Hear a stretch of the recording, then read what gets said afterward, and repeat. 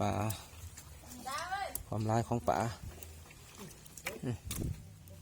แล้วข้อขาวกระมูนปลาคอเนาะมาเสริมร้ายกว่าตกเอ้ยเนาะแยกเอิ้นเนาะแยกน้อยใหญ่แยกเด้ดีเจนี่รับ10 โลจังหวะปะนางอ๋องามแหงพี่น้องงามเอิ้นว่าปลางามฮอดนะตอกเสือกูนี่เสือกูไก่เอาน้ำมาติดเลยสั่งบ่เลยแล้วเขามาเอา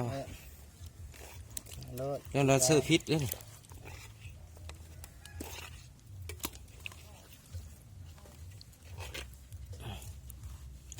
แต่มาไวเติบยุ่เนาะมานี่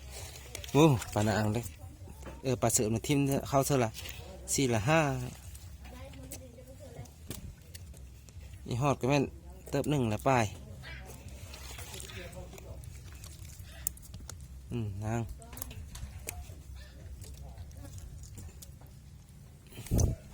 แม่นลงบ่อยู่หน้าอาลีตอกปะนางอ่ะแม่นอาลี2 โต๊ะแล้วลงมึงน่ะปะนางกูว่าแล้วนะมีว่าหลงซิมทำนี่ก็หลงเอาข้าว2 โต๊ะกูก็ฆ่ามึงเลยเลยปะนางมาสู่สวยมากเลยขยงแล้วตอกขยงห้ามลืม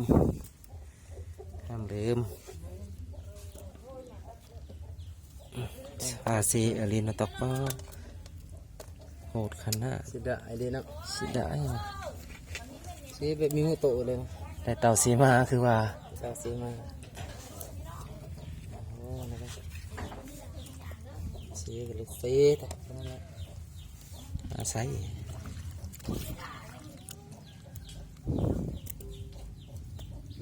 หาปลาดีแบบอลังการเลยนะเนาะอลังการงานสร้างคนนี้มา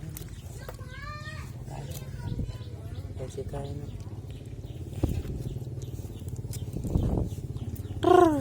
ไก่ก็จะพาพ่ออีกแล้วไก่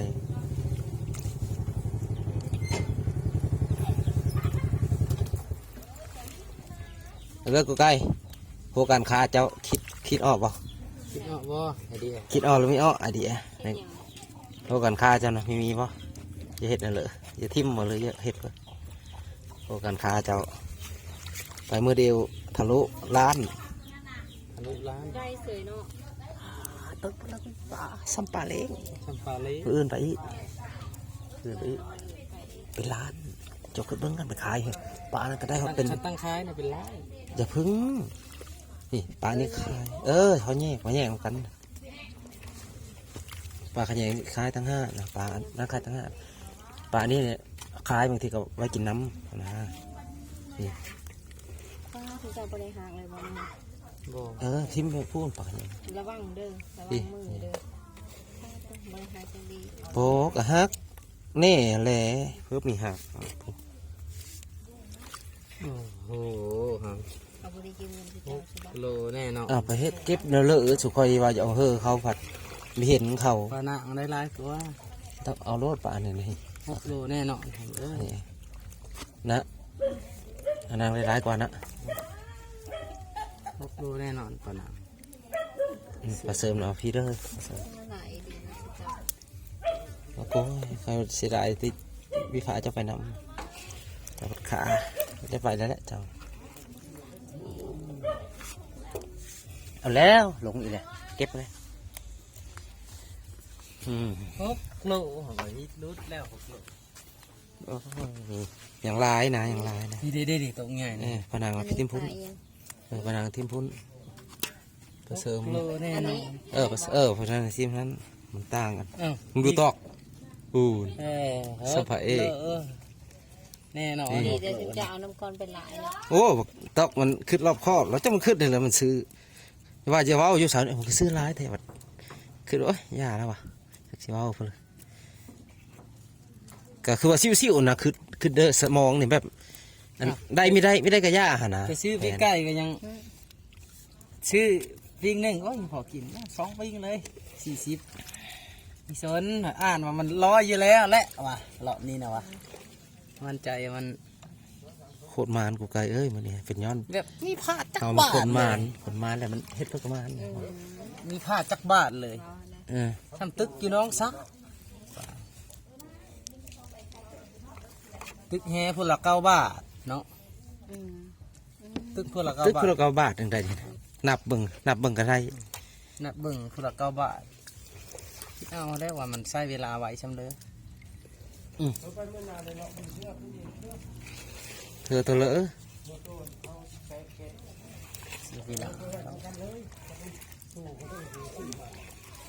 เพลอไปทิมปากให้ยังเส้น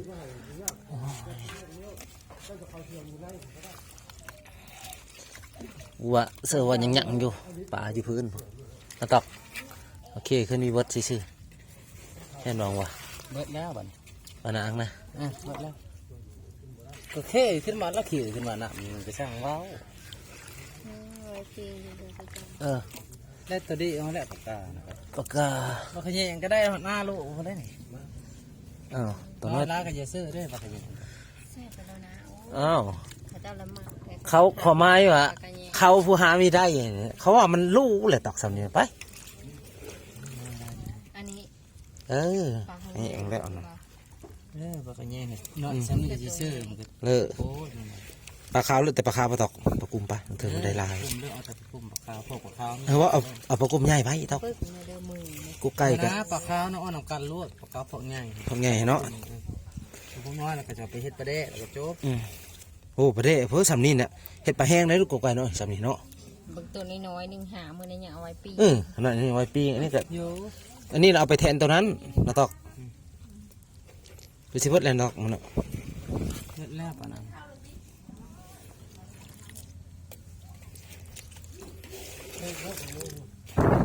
นี่ตอกฮะอะไร14แม่นั่นอ้าวไปเบิ่งก็ลุดๆลายๆอยู่ 1 2 3 1 2 3 10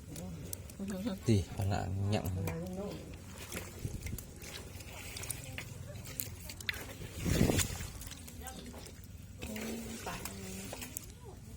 ลงไปอีทันฮอดนาในห้านซ้ำผลเจ้าขึ้นเบิ้งว่าปานางบ้านละ70อย่างใดฮะ เฮ้งเต๊กบอลเออแห้งโหดเลย อันนั้นแล้วอันละ70ตัวหัน หนังมีโหด ยังไม่ทันฮอดนะ บ้าปลาหนังอยู่ลูก ชอบฮอดตั้งแต่พี่มงมันเลิกๆฮะ อย่างนี้สาวชนเจ้าไม่ได้เอาไว้ พอต่อหน้ามองพระพามานั่นเพราะ เออ ตึกไง เฮ้ยกูใกล้เสื้อทุกอย่างไว้ลูกตอกจังเอาต้องเอาอันนั้นมานอกเนาะ ไปซื้อทุกอย่าง เออ แม่เราว่าลื่นเหรอหรือว่า เออเห็ดนั่นแหละ มันจะง่ายมื้ออื่นเช้ายังมีได้จัดมันแล้ววะ อ้าวมื้ออื่นผมบอกขายตลาดนัด อ้าวตลาดนัดได้มื้อนี้ อย่าว่าไปเลาะขายอยู่บ้านนี่ บ้า บ่แล้วเขาลงรวมตัวก็ลดมันสิญา บ่ เออ เขาขอใจซื้อก็ซื้อไม่ขอใจซื้อแล้วเลยจะเอา เราจะซื้ออันนั้นเนี่ยอันนั้นโลละแสนเด้อ อะไรโลละแสน อันเดีปลาอันนั้นแหละมีแต่คนเอา จะบอก เออปลาหนัง ตามชอบป้อมมึงดู จะถามหลายคนเบิ้งมาซื้อได้โลเท่าไหร่มึงก็ถามมันผู้หนึงเขาได้ตอกกูจะถามมันเด้ ชื่อแบบไปหาเลาะขายกับบ้าน ผู้อันนี้มึงก็ได้เท่าไหร่แล้ว เบิ้งสิเถิด ผู้ ปลาหนังจะซื้อปลาหนัง